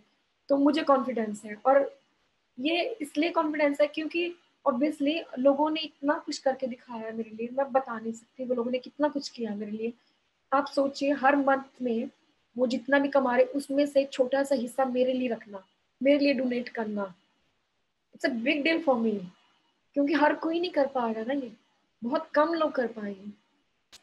एंड रही बात मेरे सफर में, अभी तक मैं उन लोगों को बोलना चाहिए, क्योंकि माउंटेनियर इंडिया में सिर्फ मैं ही नहीं हूँ, बहुत अच्छे अच्छे माउंटेनियर्स हैं। इवन मुझसे भी बहुत बेटर माउंटेनियर्स हैं। और मैं इतना बोलूंगी, आज मैंने 5 किए, वो शायद आने वाले पल में पता नहीं कितनी कर जाएगा। पर उसको मैं इतना ही बोलना चाहूंगी कि अगर उसको अभी सपोर्ट नहीं मिला, तो बेचारा वो दब जाएगा, वो टैलेंट दब जाएगा, वो चीज, वो जुनून वो दब जाएगा। तो मैं चाहती थी, मैं अभी भी यही चाहती हूँ, और मेरा पहले से टारगेट ये था कि मैं वो दिन लाना चाहती हूँ जब एक माउंटेनियर, अच्छा माउंटेनियर है और उसको सपोर्ट मिलेगा, बिना किसी क्वेश्चन के। उसे बार बार नहीं पूछना पड़ेगा, जी हाँ जी हमें क्या फायदा मिलेगा, हमें क्या मिलेगा। एंड उनसे ये नहीं पूछा जाएगा कि अच्छा जी तो उसके बाद आपका फ्यूचर क्या है। पहली बात, सब यही एक ही बात बोलते हैं, बड़े बड़े माउंटेनियर सभी एक ही बात बोलते हैं कि माउंटेनियरिंग में फ्यूचर नहीं है। सो पहली बात तो फ्यूचर है, आपको देखना होगा आप कैसे उसे प्रेजेंट करते हैं। फ्यूचर है, 101% है। क्रिकेट में सब पहले ही बोलते थे क्रिकेट में फ्यूचर नहीं है। ओलंपिक्स कोई खेलने जाता था, बॉक्सिंग खेलता था, रेस खेलता, कुछ भी खेलता था, सब बोलते थे कि फ्यूचर नहीं है। फ्यूचर सब में है। हमें वो चीज, वो स्टैंडर्ड डेवलप करना होगा जहाँ पे फ्यूचर हमें बनाना होगा उसी फील्ड में। तो अपनी फील्ड छोड़े ना, डटे रहो, कुछ भी हो जाए बस गिव अप मत करना। That's it. देखो क्या बात है मेरा शदन, तो बस मैं I am sorry, I am interrupting Shadan. जब इन्होंने पहले जब बोलना बंद किया था ना, यू वोंट बिलीव, मेरे पास शब्द नहीं थे, and you know that was that moment of silence when she just stop talking, and I couldn't recollect my self by the time you started speaking. और मैं अपने आप को रिकलेक्ट नहीं कर पा रहा था उस टाइम में, because I was in so much of uh of whatever you know I heard. I just didn't have words. Baljit, you know, मैं आपको एश्योर कर रहा हूँ, अगर आप फिजिकली हम लोग सुन रहे होते हमारे सारे बच्चों के साथ, पार्टिसिपेंट्स के साथ, आई थिंक जितना देर आपने बोला है उतना देर तालियां बजती। I can tell you that much. So your story is so inspiring. I am really looking forward to meet you in person someday and all. I think that would be a great day. All that I can tell you. पता नहीं कैसे करा आपने and all. सो हम तो सोचते हैं हम ये छोटे मोटे कुछ ऑपरेशंस यहाँ रन करते हैं, हमें लगता है ये पहाड़ जैसे लगते हैं, but I don't know. Hats off to you, salutes, salutes. Shadan, please continue. I just yeah, wanted so to. my favorite sporting icon is Kilian Jornet, Himanshu and Baljit. Kilian Jornet is uh, the I amazing mean I'm person, sure Baljit आपको amazing तो journal. मालूम होगा ही। उसका जो V0 to max is 80, normal people का 40 होता है, उसकी 80 है। He is the only guy who has climbed Mount Everest without oxygen mask, without ropes, twice, back to back. First time he did in 27 hours without oxygen, without ropes. He came back, he went up again, and the next time he did in 17 hours. He's the world's number one mountain runner. और उसका बाद अगर मैं किसी का story से अगर मैं मतलब if somebody I adore in the sporting world, that is Kilian Jornet. और आज के बाद आपका भी मैं बहुत बड़ा फॉलोअर बन गया हूँ। मुझे तो सबसे अच्छा लगा कोई कैसा हम लोग को, हम भी मेल बेचते हैं, हिमांशु भी मेल बेचते हैं, लेकिन हमको 4 रिजेक्शन आते हैं ना तो हम बौखला जाते हैं, बिकॉज हम रिजेक्शन को एक्सेप्ट नहीं कर सकते। हमारा जो गुरूर है ना बलजीत, हमारा गुरूर, इसलिए मैं सबको बोलते हैं ईगो इज में एनिमी बोल के एक बुक पढ़ना चाहिए। हमारा गुरूर, हमारा जो अहंकार है कि यार हमें रिजेक्ट कैसे किया, तो आपने इतना रिजेक्शन फेस किया, हर हर लेवल पे रिजेक्शन फेस किया, हर बार रिजेक्शन फेस किया, उसके बावजूद भी दोबारा मेल लिखना, but 3096. that is unbelievable. And at the same time you're running, you're training, you're practicing, मतलब इसको पता मुझे बनना चाहिए। तो राहुल बोस को बोलना पड़ेगा। Can you believe me, Shadan? I've already texted to me one of my cousins who is a producer in Bollywood. By the time, you know, like you were saying, I've already texted him कि भैया I will discuss this with you, and I've forwarded him that creative of Baljit. मैं उनको लिख चुका हूँ, WhatsApp कर चुका हूँ अभी 3 मिनट पहले। when she was saying that mountaineering, you know, is कब ऐसे लोग जानेंगे and all. So that was a thing, you know, that struck in my mind. So amazing. So Baljit, ये प्रोग्राम में हम कुछ अपने स्टूडेंट्स के भी क्वेश्चन लेते हैं, and there is a guy called Navdeep Tomar, you know, he has Keep the raised his hand. spotlight back on Baljit, admin. Keep the Yeah. spotlight back on Baljit. We Yeah. can't see Baljit. और नवदीप तोमर को please unmute कर दीजिए, so that we can take his question, so that Baljeet भी उनको सुन पाए। Navdeep Tomar. Sorry. या please. Continuously आपने इतना देर बात किया Baljeet. And you are right now in Solan, right? You are right now in Solan, Baljit? No, I'm in Mumbai. Oh, you are in Mumbai. Fantastic. Okay. Bombay is good weather right now, all my friends are telling me. Navdeep, खराब हो गया है। या chat में भी आप type कर सकती हो आपका सवाल, चैट में भी टाइप कर हाँ, सकती चैट हो। में प्लीज आप भेज सकते हैं। Navdeep, admin can you Navdeep को अनम्यूट कर पाए हैं आप? एक क्वेश्चन यूट्यूब में भी मिला है, अच्छा, बिगिनर्स को माउंटेनियरिंग करने के लिए क्या करना चाहिए? What is the first step? That is a question we got. Okay, beginners, okay. Yeah sure. सबसे पहली बात तो ना मैं आपको मैं ना कुछ बना के नहीं बोलूँगी और झूठ तो मैं बिल्कुल नहीं बोलूँगी, माउंटेनियरिंग फील्ड में हूँ, ठीक है। आपको पहली बात तो अगर आप सच में माउंटेनियरिंग स्टार्ट करना चाहते हैं तो मैं चाहूँगी कि आप उससे पहले फिजिकल ट्रेनिंग करें एंड 1-2 ट्रैक आप करके जाइए। आपको ट्रैकिंग में होगा क्या कि आप ट्रैकिंग में जब आप अपना आपको आइडिया लग जाएगा कि आप जब ट्रैक कर सकते हो तो इट मीन कि आप चल सकते हो और आपको अपना फिजिकल टेस्ट खुद लेना होगा। तो आप ट्रैक कीजिए, 1 या ट्रैक या 2 ट्रैक कीजिए। देन उसके बाद अपना ट्रेनिंग थोड़ा रखिए, रनिंग जो कोर ट्रेनिंग है, स्ट्रेंथ ट्रेनिंग कीजिए एंड देन आप अप्लाई कर सकते हो। माउंट ट्रेनिंग इंस्टीट्यूट है इंडिया में, जैसे कि HMI हो गया जो कि दार्जिलिंग में है, अभिमास हो गया मनाली में है, नीम हो गया उत्तराखंड में है, जिम हो गया है जो कि अपना पहलगाम कश्मीर में है, और इसी तरह से निमास करके अगेन इंस्टीट्यूट है जो कि नॉर्थ ईस्ट में है। तो आप इस तरह से यहाँ पे जाके अप्लाई कर सकते हो, ऑनलाइन एंड ऑफलाइन भी आप जा सकते हो, डायरेक्टली वहाँ ऑफिस में जाके देन आप अप्लाई कर सकते हो। लेकिन अभी क्या है, माउंटेनियरिंग अभी बहुत सारे लोग जो जानते हैं तो कोर्सेज मतलब ज़्यादा मतलब लोग करना चाहते हैं, ना कि जस्ट फॉर माउंटेन क्लाइंबिंग के लिए। ये एक एक्चुअली ये भी है कि आपको उसमें इतनी सारी चीज़ें सिखाई, आपको सर्वाइवल के लिए आपको चीज़ें सिखाई जाएंगी, आपको रेस्क्यू करना है उसके लिए आपको चीज़ें सिखाई जाएंगी, मतलब बहुत सारी चीज़ें। तो इसमें वेटिंग लिस्ट अभी चल रहा है। सो आप अगर आप क्लाइंब करना चाहते हो और माउंटेनियरिंग कोर्स करना चाहते हो तो अभी से आप अप्लाई कीजिए ताकि आपका नंबर अगले साल के लिए आ जाए या फिर इस साल भी आपको चांस मिल सकते, कोई प्रॉब्लम नहीं। So thank you Baljit. मैं आपकी एक और मुलाकात कराना चाहता हूँ। यहाँ एक GS पांडे साहब हैं, ये हमारे सबसे सीनियर मोस्ट स्टूडेंट हैं और he is 72 years of age और ये मथुरा में है। He is also big inspiration for us. जब भी हम इनको देखते हैं इतना कुछ सीखने को मिलता है हमको इनसे, हालांकि ये हमारे यहाँ पढ़ रहे हैं बट हम इनसे रोज सीखते हैं। तो मैं प्लीज एडमिन को बोलूंगा जरा मिस्टर पांडे को अनम्यूट कर दीजिए, GS पांडे साहब को। चंदन, इज द पांडे साहब? हेलो, हाँ, यस सर। नमस्कार, कैसे हैं आप? बस फाइन सर, थैंक यू। आप कुछ पूछना चाहते हैं, कुछ कहना चाहते हैं बलजीत जी से? हाँ, डेफिनेटली। 27 ईयर्स ऑफ एज और देखिए क्या इन्होंने अचीव किया है। First of all, welcome, I welcome Baljit to our group, this Safalta group, where we are learning a lot of things. So definitely she has what I have learned from her speech and life which she has passed and how she attained this mountaineering marvel, definitely wonderful. That is a motivation for us, definitely. Number 2, I have one question. Mountaineering is a game where you are not supported by other things as in other games. Suppose you are in the field or playing hockey, you have got all the options. But when you climb a mountain, you are halfway, you have only option of the things which you carry with you. So life is very, very much difficult.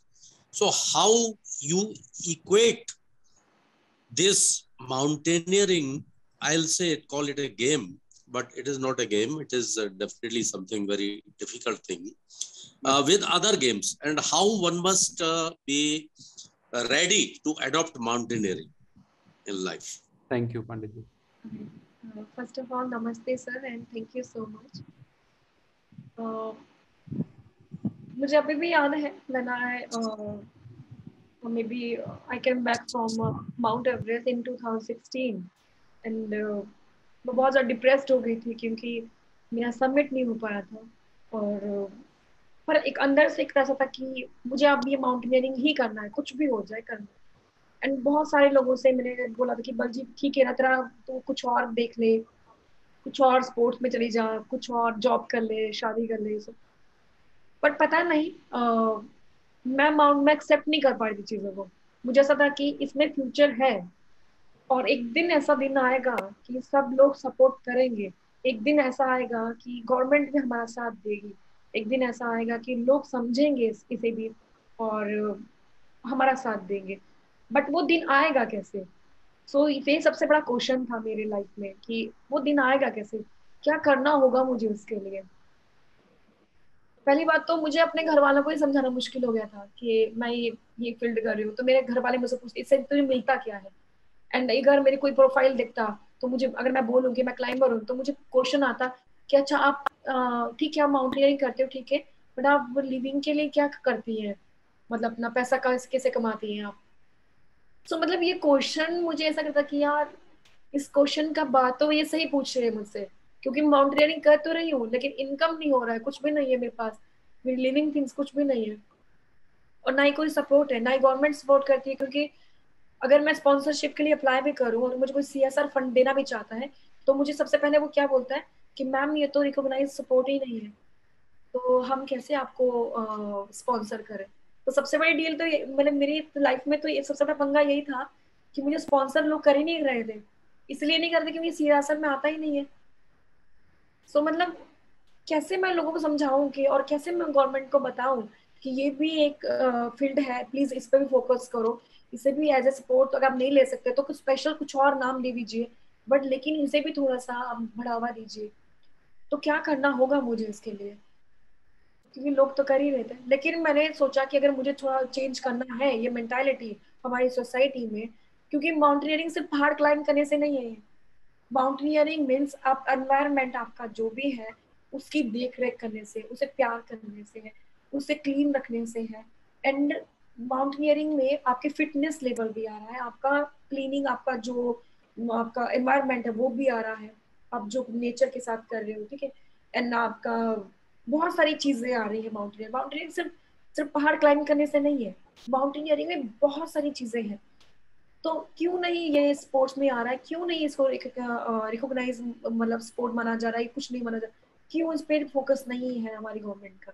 तो मुझे क्या करना है, इसलिए जानबूझ के मैंने ये रिस्क लिया था, और जानबूझ के मैंने ये बैक टू बैक क्लाइंब करने का मैंने ये ठाना था कि ताकि कुछ तो, क्योंकि अगर मैं बैक टू बैक क्लाइंब करूंगी तो कुछ ना कहीं तो न्यूज आर्टिकल छपेंगे, कहीं ना कहीं तो कुछ होगा, कहीं ना कहीं तो गवर्नमेंट के कान में आवाज जाएगी कि अरे यार ये लड़की इतना कर रही है।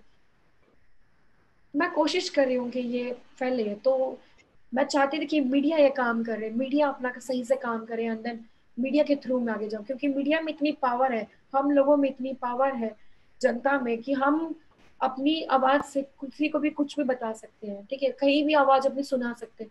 तो मैं चाहती थी कि लोग जाने इसके बारे में और समझे, और माउंटेनियरिंग का मतलब समझे, माउंटेनियरिंग है क्या। माउंटेनियरिंग सिर्फ कैराबिनर लगा के या फिर जुमार लगा के सिर्फ क्लाइंब करने से नहीं है, माउंटेनियरिंग का बहुत ही डीप मीनिंग है, और माउंटेनियरिंग में हमें बहुत कुछ सीखते हैं, real life, pure things, pure soul, pure heart.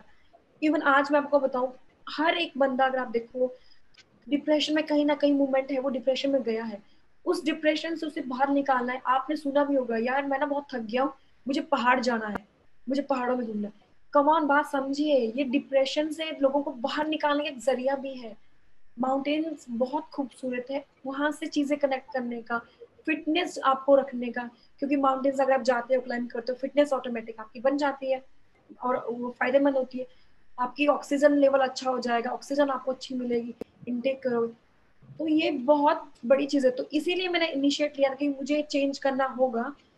पता, मुझे नहीं पता दूसरा माउंटेनियर को क्या सोच रहा है क्या नहीं सोच रहा है। मैंने आपको पहले भी कहा कि मेरा कंपटीशन मेरे किसी भी माउंटेनियर्स भाई बहन से नहीं है, मेरे दोस्तों से नहीं है, मेरा जो कंपटीशन है वो मेरे खुद से है, और मुझे वो कंपटीशन में जीतना है, मुझे मालूम है, और मैं जीत के रहूंगी। और जो ये मैंने मुहिम स्टार्ट की है और जो मैं चाहती हूँ कि इंडिया में ये चीजें आगे आए, वो डेफिनेटली एक दिन आगे आएगी। और आज सपोर्ट नहीं है, मैं आपको इतना बोलूंगी, थोड़ा टाइम और वेट कीजिए, सपोर्ट मिलेगा, सब कुछ मिलेगा, और एक दिन वो टाइम भी आएगा। Lot of future mountaineers are going to help you big Baljit, ये हम आपको एश्योर कर सकते हैं। So I और have Masha, I have one more special guest on this show. Sure, Her name is Nutan Vashish. She's a good friend of mine. She's from okay, Dehradun, Uttarakhand, and she's also summited Mount Everest. Wow, okay, Summited Mount Tiba, Mount Trishul, and Mount Everest. Oh, okay, She's a young girl. So Nutan, I have just unmuted you. Okay. Oh wow, Nutan. Just unmute yourself, Nutan. Yeah, Nutan, can you switch on Can your you video switch if on the possible? video also? Hey, Nutan? hi everyone. Hi Baljeet. I'm so proud of you. We are so proud of you. Really, really, really. Congrats, buddy. Actually, sir, she was with me. She was with us. You know, हम लोग इतने अच्छे buddies हैं. बता नहीं सकते मैं आपको, मुझे कितनी खुशी हो रही है इसको सुन के. Literally, मतलब हम 2015 से साथ हैं. 2015 से. और we climbed together, right, Baljeet? And she had helped me a lot. When I got sick, she had helped me a lot. I know she's remembering things right now and we both are getting emotional, but literally we had that, key power ki हाँ ये करेगी. At last she was saying that she couldn't submit that peak because of technical glitch, right? I remember that thing because she was behind me at that time, right, Baljeet? हमें इतना दुख हुआ था उस time, बहुत ज्यादा, कि हम बता नहीं सकते थे कि हमारी जो टीम थी, परफेक्ट टीम, उसमें से एक लड़की रह गई थी, वो थी बलजीत. हमें सिर्फ अपनी खुशी कम थी, इसका दुख ज्यादा था. But later on she kept on doing. We were in contact. Even I was preparing for army, she was preparing for army, right? We both were in contact, and then now she has done what she had decided at that time. अब मुझे इतनी खुशी हो रही है इसको देख के, मैं बता नहीं सकती क्या क्या बोलूं, मुझे कुछ समझ में नहीं आ रहा. But god bless you Baljit, literally. Thank you, Nutan. Thank you so much. Thank you so much, Nutan. Thank you. Yeah. Nutan herself is a great inspiration. And I submitted Nutan, what age? 24, 25, I think so, right? 21, sir. At that 21. time, I Yeah. I was 20 and okay. She 21. You were 20, she was 21. Yeah. So really, guys, you have to like salute both of you. Superb. thank you. मतलब हम लोग सोच भी नहीं सकते कि Thursday को इतना रात को हमारा कभी भी सफलता टॉक्स हुआ नहीं है. ये इतिहास हमने रचा दिया. सफलता टॉक्स हमेशा शनिवार को 3 बजे होता है. पहली बार सफलता जो है 8:30 बजे शुरू और पहली बार 10 बजे तक चल रहा है इतना ऊर्जा के साथ. So this is only because of this spirit of this amazing two of the people, Baljeet and Nutan. I mean, Thank you, guys sir. are made of different. अभी आप लोग different metal altogether because everybody wants to be like you, right? But they cannot become like you because it's so easy to that only people look at the success, but the pain जो है ना, जो जितना आपने pain and struggle, hats off. So Shadan, हमारे साथ यहाँ योगिता ग्रेवाल भी हैं and she has been very attentive throughout the session. I've been seeing her. So Yogita, if would you like to ask some question to Baljeet? Yogita, should we unmute you? आप अगर थोड़ा thumbs up दे देंगे तो we can unmute you because we can see you on the video. You are unmuted. Okay, you can talk. Yogita, आपका कोई question हो, कुछ भी आप कहना चाहते हैं, आप कहाँ से बात कर रहे हैं? I am from sector 56 Noida. अरे वाह, नोएडा में आप, बिल्कुल बहुत अच्छा, हमारे पड़ोस में हैं आप तो योगिता जी. Okay. Yes, sir. And I am very excited to hear her voices and her story. Wow. And I am very बहुत inspired. हम देख रहे थे आप बहुत ध्यान से सुन रही थी और आपका वीडियो भी ऑन था. So that's why. Yes, sir. मेरा हमेशा ही ऑन रहता है. Fantastic. आप कुछ पूछना चाहते हैं, कुछ कहना चाहते हैं बलजीत को? Congratulations मैम, और आगे भी ऐसे ही हमें स्टोरीज बताते रहिए एंड हम लोग मोटिवेट होके आगे अपना आप को भी हम आगे रखें. Thank you so much Yogita ma'am. Thank you ma'am. मैं एक ही बात बोलना चाहूंगी, मैं कोई मोटिवेशनल ऐसा और मोटिवेट नहीं करने वाली आपको कोई नहीं होती, क्योंकि आप कई बार हम लोग गिव अप कर लेते हैं और वही है कि मतलब कि पेरेंट्स है, हस्बैंड है, मेरे लॉज है, सब लोग मेरे को बैक खींचते रहे कि नहीं जॉब नहीं करनी, नहीं ये नहीं करना, वो नहीं करना. पर at the end I am right now doing with सफलता and I am trying my best from my side. मैं आपको अभी भी बोलना चाहूंगी कि मैं कोई मोटिवेटर यहाँ करने वाली आपको कोई नहीं होती और ना ही मैं कर सकती हूँ, क्योंकि जब तक आपके अंदर की जो चिंगारी है, जब तक आप उसको फील नहीं करोगे, तब तक आपको लाइफ में कोई मोटिवेशन और कोई मोटिवेट नहीं कर सकता। ये आप बात समझिए। आपके अंदर वो पहले से ही थी चिंगारी, जिसे सिर्फ हवा चाहिए थी और जिसे सफलता ने आपके साथ हवा दी है, देन जाके आप यहाँ पे ज्वाइन किया। आपसे बढ़कर मोटिवेटर कोई है ही नहीं, और ना ही मोटिवेशन आपके कोई अदर आपको कर सकता है। बात समझिए। और सेकंड बात, मैं आपको योगिता जी एक ही बात बोलना चाहूंगी, आप इतनी स्ट्रांग है, इतनी स्ट्रांग है कि आपको खुद भी मालूम नहीं है। क्योंकि मैं हमेशा एक ही बात बोलती हूँ, देखो मैं ना लड़कियां और लड़कियां दोनों को इक्वली मानती हूँ। मेरे मन में ऐसा नहीं है कि लड़कियां कुछ ज्यादा है, लड़के कुछ ज्यादा है। क्योंकि मुझे लगता है कि लड़के लोग भी बहुत ज्यादा स्ट्रेस से निकलते हैं और वो बता नहीं पाते हैं, क्योंकि वो शेयर नहीं कर पाते, क्योंकि उनको बचपन से वही चीज सिखाई होती है कि मर्द है, मर्द के बच्चे को दर्द नहीं होता है ना। तो इस तरह से सिखाया जाता है। तो मुझे लगता है कि बहुत सारी चीजें हैं जो लड़के लोग नहीं शेयर कर पाते हैं। लेकिन फिर भी मैं आपको एक बात बोलूँगी, आप एक फैमिली संभाल रही हैं, आपके पास हस्बैंड है, वाइफ, मतलब ठीक है, आपके जो सास है, ससुर है, बट बच्चे भी होंगे, ठीक है। आपसे ज्यादा स्ट्रांग है ही नहीं कोई, आपसे ज्यादा स्ट्रांग है ही नहीं कोई। क्योंकि आप सोचिए, आप एक छोटे से बच्चे के लिए, एक माँ एक छोटे से बच्चे को लेकर 9 महीने मतलब इसी तरह से चलती रहती है। पता नहीं कभी कुछ वॉमिटिंग हो गया, कभी चक्कर आ गया, कभी कुछ हो जाता है, कभी कितनी सारी प्रॉब्लम्स होती है उन 9 महीने में। लेकिन उसके 9 महीने के बाद भी प्रॉब्लम चली रहती है लाइफ टाइम के लिए, माँ के लिए। एंड वही एक पिता जो होते हैं, वो अपने, माँ तो अपनी कोख में पाल रही है, एक पिता अपने दिमाग में पाल रहा होता है अपने बच्चों को 9 महीने के लिए। क्या रे, मेरे बच्चे के लिए 9 महीने बाद निकलेगा, देन उसका क्या होगा। वो पहले वो बोलता ही नहीं है, लड़के लोग बोलते नहीं है, इसलिए हम समझ नहीं पाते हैं, ठीक है। लेकिन आप हर महीने एक पेन से गुजरती हैं। आप लोगों से ज्यादा स्ट्रांग है ही नहीं, आप बात समझिए। जो भी चीज है वो आपके अंदर है। मैं सिर्फ यहाँ पे एक वो है, एक जरिया हूँ, एक थोड़ा सा टाइम के लिए एक वो हूँ कि चलो हाँ इस लड़की ने कर लिया, ठीक है, डन। लेकिन आपके अंदर जो चीज है ना, वो लाइफ टाइम रहेगी। आप अगर खुद को समझ गए ना एक बार, आप खुद के साथ कनेक्ट हो गए ना एक बार, वो और लाइफ टाइम के लिए, सीरियसली आपको कोई जरूरत नहीं है मोटिवेशन की। आप यस मैम, ही बहुत बड़े। आप मतलब अंधेरे में दिया जैसे मेरे लिए हो। और सर से भी मैं हर एक जगह में अपडेट करती रहती हूँ। वेरी गुड, आप इसी तरह से काम कीजिए एंड ऑल द बेस्ट।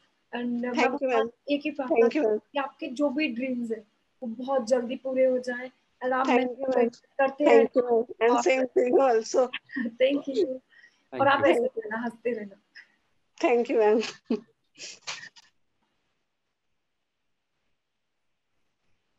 जो सुधीर मिश्रा का मूवी आई थी, इस रात की सुबह नहीं, मतलब इस तरीके का रात थी, मतलब पूरा रात आपको सुन सकते हैं हम लोग। It's like not even 1 second of boredom in this. लेकिन हमको रात 10, I I want to speak some lines. अभी अभी Udit says I want to speak some line, let me spot you अभी। I can't. I'm just trying to spot you out somewhere so that I can unmute your audio. Can he switch on his video? Hello, sir. Hello, Yeah. ma'am. हाँ, अभी you're audible. बात Hi. बोलो। Hi, Abhi. Hello, sir. Sir, first of all, I want to say that really my sessions are going very good with Safalta because my parents' decision was absolutely right that I enrolled in this session in this अभी Safalta अभी because of yours. Yes, ये sir. बात करेंगे ना हम। आज आप बलजीत से कुछ पूछो, वो हमारे साथ रोज नहीं होंगे, हम तो आपको रोज मिलते हैं। जी, आप sure, उनसे sir. कुछ कहना चाहते हो, कुछ Ma'am, पूछना चाहते हो तो करो। ma'am, your speech is very inspirational and motivated. This speech inspires us very much because it gives some lessons to our life how to अच्छा, encourage us. हिंदी में बोल सकता है? No, no, it's Yes, okay. sir. I can understand. नहीं नहीं, तो हिंदी में बोलना आराम से। Okay. गो अहेड, अभी हिंदी में बात करो जी ना आराम जी से। Sure sir. हाँ बोलो ना। मैम, आपके जो लाइंस थी, आपकी जो मोटिवेशनल स्पीच थी, जो आपका बताया कि आपने कैसे कैसे अपनी लाइफ में स्ट्रगल किया, वो हमें बहुत ही बताते हैं कि हमें भी अपने लाइफ में खाली नहीं बैठना चाहिए। फर्स्ट ऑफ ऑल कुछ भी करना चाहिए। जब भी हम डिप्रेस हो तो हमें खुद ही मोटिवेशनल लेना चाहिए। कोई हमें मोटिवेशन नहीं कर रहा तो हमें खुद ही मोटिवेशन करना चाहिए, जिससे कि हमें डिप्रेशन नहीं हो। जैसे हमने कहा कि रेलवे ट्रैक पर आप सोए, आपको अपने भाई बहन को सोचा। आजकल क्या है कि कोई भाई पढ़ा है, कोई बहन पढ़ा है, क्या है अपने मोबाइल में लगे पड़े हैं सब।